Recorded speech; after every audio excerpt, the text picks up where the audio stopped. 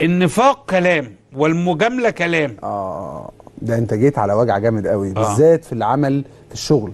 ان الناس وصلت لمرحله انها من كتر ما هي خايفه تقع في النفاق بقت بتقع في العكس، والناحيه الثانيه قله الذوق.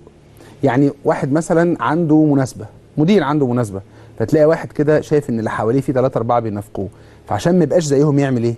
ما يعيدش عليه، ما يسلمش عليه، ما يصبحش عليه. يقول لك عايز ابقى زي دول. ازاي يعني؟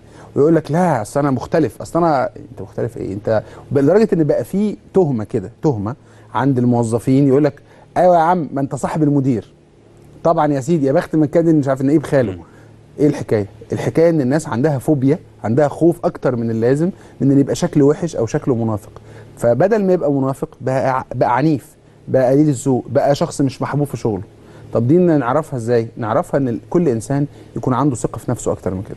انت مش مضطر تهتم باراء الناس بيك بالشكل ده، مش مضطر تبقى مركز طول الوقت في ان فلان ده لو شافني وانا بسلم على المدير هيقول عليا ايه، فانا هسلم على المدير وحش علشان. على فكره انت بدل ما بقيت بتنافق المدير بقيت بتنافق زمايلك. انت نفس الفكره، انت برضو مهتم برايهم فيك زي بس حتى كمان. طب اعمل ايه في حاله المدير؟ اتعامل معاه كويس جدا وكلمه كويس جدا، طالما ان انت كلمه وعيد عليه وسلم عليه وابعت له ورد واعمل كل حاجه، طالما ان نيتك مش ان انت عايز منه حاجه ازيد، طالما ان نيتك ان انت عايز تكون انسان كويس وبتقدم نفسك كويس للناس، انك بتعرف تدير علاقاتك معاهم وانك بتعرف تتعامل معاهم بشكل مهذب وخلاص. طب ايه هي المجامله؟ المجامله انك تشاور للناس على الحاجات الحلوه اللي فيها.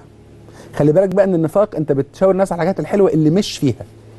يعني اللي مش فيهم، اللي صح. مش فيها، انك تقول له يا سلام يا سلام ايه الدماغ الحلوه دي، وهو طبعا مفيش خالص. هو يعني افكاره كلها شخبطه ابن حضرتك تخطيط لمستقبل حياته. ايوه بالظبط كده، هو يعني ولا هو عارف حاجه خالص. فده نفاق انك تمدح الناس بما ليس فيها. لكن المجامله اني اقول لك كرافتتك النهارده حلوه، انك اقول لك الحياه حلوه، الحياه حلوه اني اقول لك النهارده مثلا انت قلت فكره كويسه في الاجتماع، اني اقول لك ان انت النهارده عملت ده. هو ده بالظبط، هو ده بالظبط اللي احنا عايزينه، ان كل واحد فينا يشاور الناس اللي حواليه على الحاجات الحلوه اللي فيهم لسببين. الناس هتحبني لما هعمل كده. السبب الثاني كل واحد فينا هيهتم بالحاجات اللي اتقال له عليها انها حلوه. لو حد قال لي انت النهارده لابس كويس هبدا بعد كده اخد بالي، لان الناس بتلاحظ ان انا بلبس كويس او لا.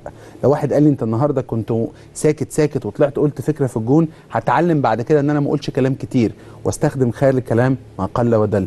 فاحنا مستفيدين جدا من فكره المجامله دي.